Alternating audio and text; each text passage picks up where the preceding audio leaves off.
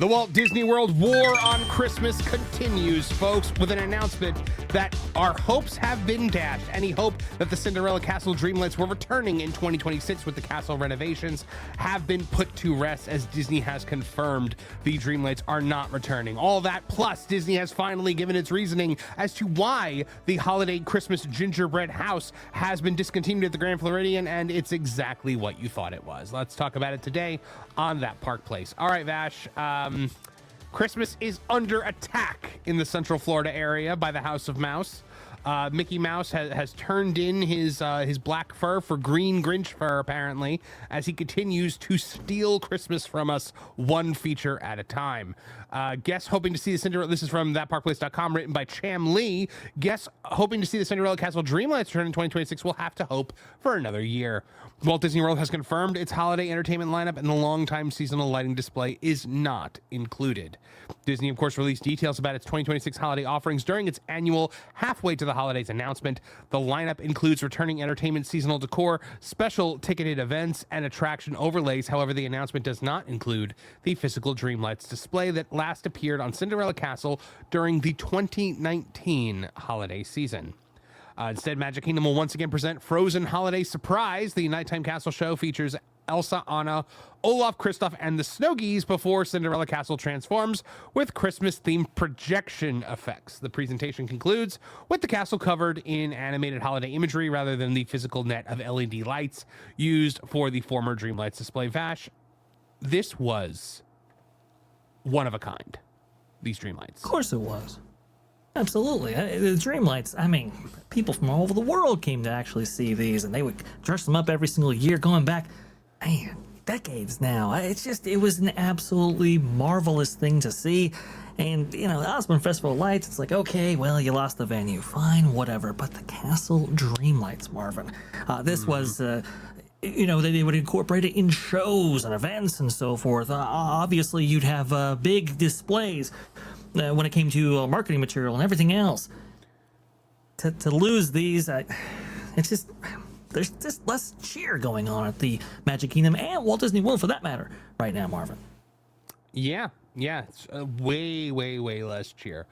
You know, these were things that were part of, like my wife, from the day that I met her up until, like, you know, maybe 2 months ago when she made it a picture of our dog instead, had the Cinderella Castle Dreamlights as the background on her phone because they were so beautiful. It made Christmas time such, the first time you see it is amazing. And so they first started doing it with, the Frozen Holiday Wish, which became Frozen Holiday Surprise, where Elsa would freeze the castle and it would turn into this. Now they do this new projection kind of thing where they do make it look like there's ice on the castle, but it's not nearly as cool. My thing, Vash, is if you can do projections on the castle, why not just make it look like this? Why not just project the Dreamlights onto the castle if everyone likes that? You would think so. I wonder if it lacks the fidelity to emulate a light-emitting diode like this, and that's why they don't necessarily opt for it. Because I'm sure that was a part of the consideration. Or maybe Marvin, they don't want to remind people of what they had before. Is that possible? Well, yeah. The current Christmas decorations that they put up are just 100% exactly modern Disney. It is, you know, soulless and familiar, but also at the same time alien. It's just nonsense. But I mean, like, again, this is a thing people really want. It's a thing that would have brought people back into the parks during a busy time, during a time where you want people in the parks. Why not just do it? Like, especially, there were rumors that with the I remember reporting on this, that there were rumors that while they were repainting the castle, they were installing like hook fixtures that would make it way easier to hang the lights so that the lights could be hung like really quickly and taken down really quickly. I don't know if maybe the hook fixtures never went in. Maybe they were never real in the first place. I have no idea, Vash, but the castle refurbishment is done and we are still not getting Dreamlights. So I would say at this point, if the Dreamlights are not back this year after the castle refurbishment, don't ever expect to see them back. I think they're gone for good. They have come. Hold on, I have to say it. Ken Reinhardt said people liked it, so it had to go. you know, at this point, I think that they stopped short of saying that that it would never come back. Much like the way they did with the gingerbread house, but you know, it's never coming back. What do you think? Well, you know, it's classic Disney, right? It's like, okay, well, we can't necessarily facilitate the castle Dreamlights because we're just coming out of the COVID pandemic. You'll note that 2020, 2021, not such good years for them, and there is an expense that is associated with this, right? You got to get the boom lifts out there. You got to get the crane, and even like the crane had its own like social media, which was very interesting. That's a whole other story. But you got to get that stuff out there, and I do believe there was some fireproofing that had to go into the facilitation of this every single year, which was a considerable expense, at least from what I hear. Anyway, it's kind of like, okay, well, you know, just coming out of the pandemic, we can't necessarily do it the first year, but we'll monitor consumer feedback, and obviously we'll see if people still show up. And well, they did. And so what is necessarily the incentive for Disney to bring something like this back? Just like the gingerbread house, right? They don't do it for a year. They look at their sales and they go, hey, okay. And it now becomes one of those things where it's like, well, maybe the incentivization to actually do this wasn't there in the first place because, well, people are going to celebrate their traditions anyway. And that's really the cynical view, I think, that Disney has when it comes to the operation of these theme parks in the current era. Right. Absolutely. Absolutely. But this is not the only Christmas-related news that we just got. You know, last week we broke it on the air because the news dropped while we were live. That Disney was discontinuing the Grand Floridian Resort gingerbread house. Came out a day later. Disney had actually confirmed to WWNT that this was a permanent closure, a permanent retirement of the gingerbread house, never coming back. Which is rare for Disney to do something like that. Pro thinks somebody got fired over that because it was such a rare move for them. But they have now confirmed why. So, in an updated description for the Grand Floridian holiday offering, Disney wrote, "This holiday season at Disney's Grand Floridian Resort and Spa, guests can enjoy elegant seasonal decor and festive offerings, along with new miniature gingerbread displays featured throughout the resort. To help keep the lobby flowing smoothly for resort guests, the traditional large gingerbread house will not be offered this year." Now, that wording right there is significant. It was to help keep the lobby flowing smoothly for resort guests. And that's it. Disney explicitly just said the iconic displays are removed in order to improve guest flow through the resort lobby. I would say if you were worried about that, why'd you put a bar in the middle of it? Yeah, that is something that disturbs guest flow right there. And you know, they still have that big Christmas tree coming out there, and boy, at least the setup they had last year, it got pretty close to that bar situation. So I'm shocked that they are now looking at guest flow, but go please. Look at this. Braden from Mickey Views right here.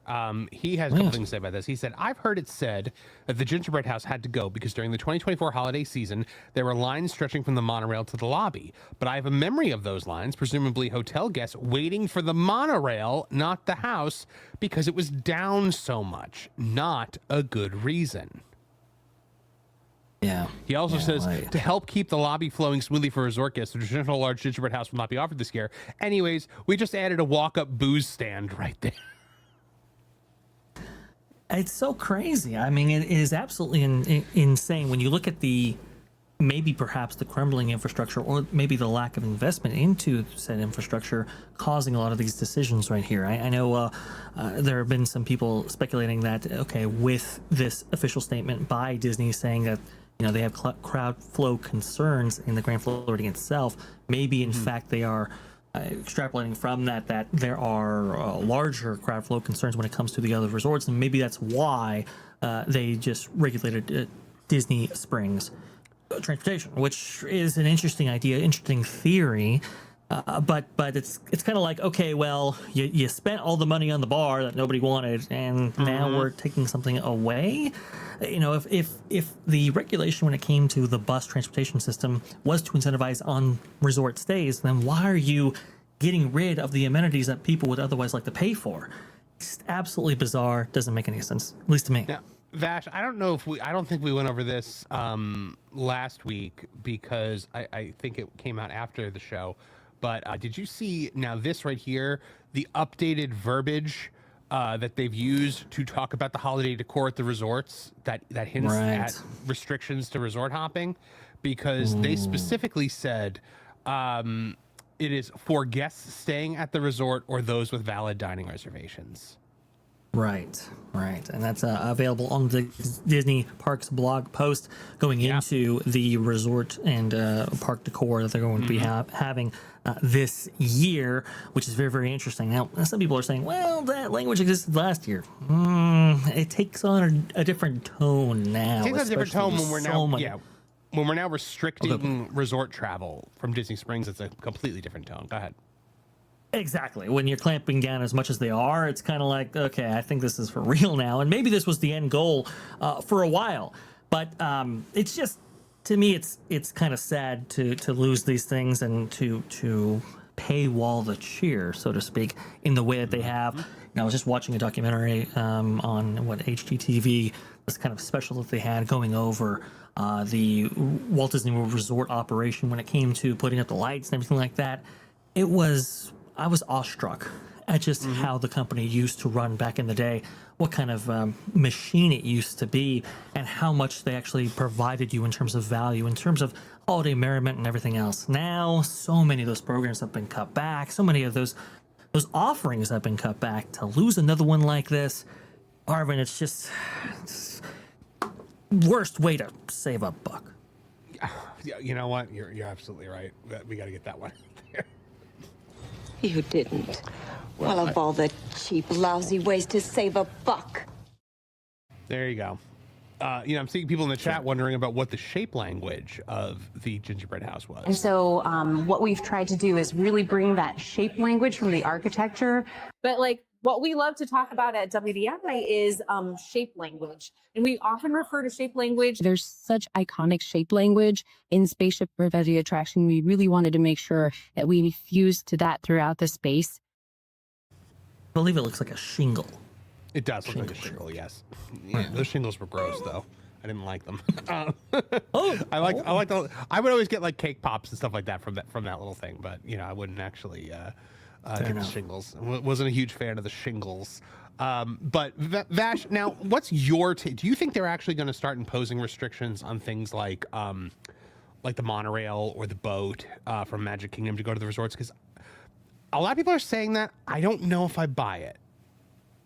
Yeah, obviously there have been capacity issues related to the bus transportation system as it relates to Disney Springs. And so in Disney's response to that, they took the path of least resistance, right? They could have added drivers, they could have added bus service, or they could just restrict it for everybody else. And well, that's the cadence that they took right there. So when we look at the resort needs and the resort infrastructural needs, especially as it relates to maybe the upcoming attendance boom that maybe Disney expects will happen with Villains Land, Cars Land, everything else, it's kind of like, okay, well, we need a new monorail fleet. And I was talking to Capture the Magic about this, and from his perspective, it's like, how in fact are you going to necessarily budget out a new monorail fleet without that ROI? Maybe you put it behind a paywall. I suppose it's possible. I have heard per tell of rumors of maybe a daily bus pass, which would be very, very interesting. And beyond that, it's kind of like, okay, well, maybe we restrict access to the resorts entirely instead of except for people actually staying on property and the like. So I think we're about to see a lot of moves here, Marvin, because quite frankly, Walt Disney World Resort hasn't been meaningfully invested in terms of transportation infrastructure, and since the Skyliner, and even before then, we didn't get much meaningful change.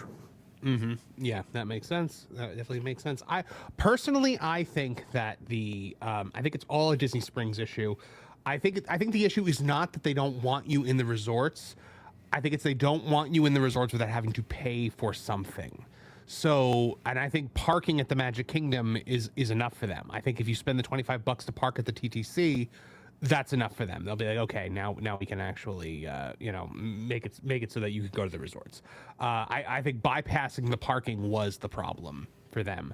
I can't imagine like they're gonna post like guards at like the walking paths toward the Contemporary and the Grand Floridian. I don't see that ever happening. I can't imagine they're gonna be, you know, jealously guarding the Skyliner to make sure that you have a, you know, a Caribbean Beach or a, you know, Art of Animation ticket before you can get on the Skyliner.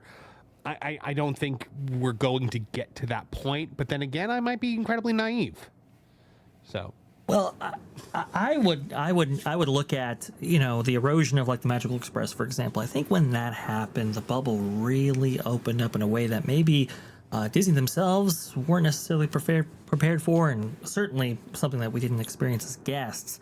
And now that we have maybe so many people staying off property, perhaps maybe at Universal or maybe one of their competitors, we have a lot of people coming on to property, taking advantage of amenities that, well, used to be for those actually staying with Disney at that time. And so what are we seeing, Marvin? We're seeing, you know, gates surrounding fireworks viewing at the Contemporary. Well, that's a little weird. That's a little odd. Never seen that before, but c'est la vie. That's what we're getting. We're seeing transportation restrictions and just all these kind of things, Marvin. This language, including about holiday decor. All these things to kind of make it a little bit more exclusive. And it might just be, Marvin, that they're trying to get people to stay on property, and so they have to protect their amenities that they used to have by hook or by crook. And perhaps that's what we're seeing now. I think quite a few factors are starting to play into them having lower and lower resort guests, lower amount of resort guests coming in. I think getting rid of Magical Express was a huge deterrent and a major mistake. I think that Universal adding new resorts and actually making them really good has definitely hurt them. I think the biggest thing that has hurt them, and I don't think it gets talked about enough, I think Airbnbs are crushing them right now, because people are making these Airbnbs that you could stay at for the same price as a room at a moderate Disney resort, and it's a house with a kitchen, and a lot of them, Vash, have like arcade rooms and screening rooms and even themed rooms to Disney. Like I've seen ones where like the bed is a castle, or they have a Harry Potter bedroom, or you know, Airbnbs in Orlando are insane, and I think a lot of people are starting to use those. And you know, but then they're still, you know, going to take a look at the decor. Disney doesn't want that. You know, they want you staying on property. So, oh, you're right.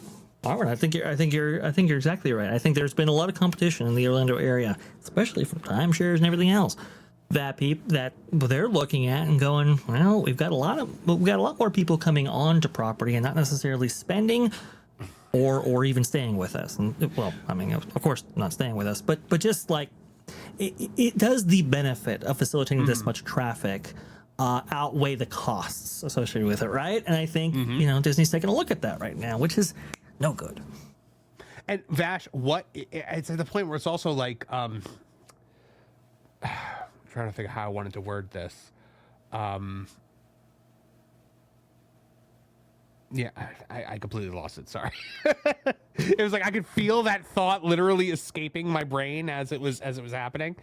But yeah, Christmas at Disney this year, it's just not going to be nearly as magical. The one major loss that I think I personally get from the Disney Springs thing is getting on the boat at Disney Springs to go have beignets at Port Orleans. Because now they're not even letting you do that anymore, which is insane. Because like you're going there to spend money, which I nobody's going to Port Orleans Resort to take in the atmosphere. Like you're going there to buy beignets, or you're going to Polynesian to go to Trader Sam's, things like that. Like that, and that's why I don't think they're going to stop people from going to the Polynesian, because Trader Sam's walk-up stuff, like you can't make a reservation for that. That is 100%, you know, a high-priced bar that they want people going to. Right. You know, you can lock people out of the pools by having the pools be, you know, Magic Band accessible, which they have for a lot of them. Yeah, but the beignets, that's the big one that really bothers me. It bothers me tremendously that Disney is shifting towards this direction, right? Because previously it would have been like, hey, let's add more bus drivers, let's add more boat capacity, let's add more, you know, parking spots, and it might just be parking related when it comes to Disney Springs, right? I've heard that, hey, look, listen, parking garages, they get full, they only have so many of them, and so that's really a problem in which there is a scarcity of parking. It's like, okay, well, then add to it. And upon that prospect, it was like, no, it's just easier to deny access. They're taking the path of least resistance, and I think that's going to continue, unfortunately. Did you like it, Marvin? Well, then you know what comes next. 100%. But like the thing with the beignets is there's no other convenient way to get to Port Orleans other than taking a bus from one of the parks. So it is what it is, guys. Thanks for watching That Park Plays News. For more information, consider checking out www.thatparkplace.com.